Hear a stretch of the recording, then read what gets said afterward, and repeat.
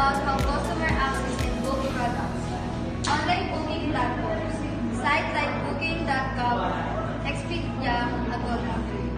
Travel agency, agent who sell tour and hotel packages, hotel website, direct booking, official hotel pages, mobile apps, easy on-the-go reservation. Customer Relationship Management, CRM. This is about keeping customer happy and loyal. Under CRM, we have Loyalty Program,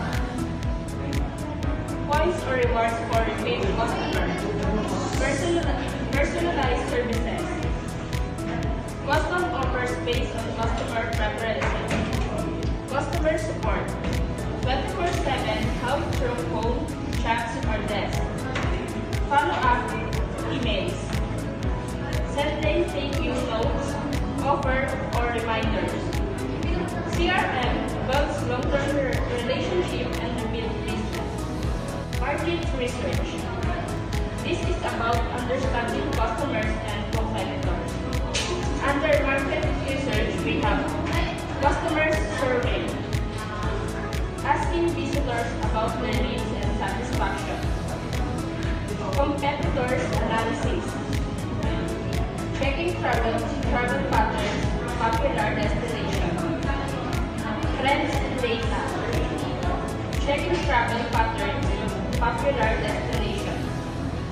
Feedback form, collecting suggestion for improvement. Market research helps in making informed decisions.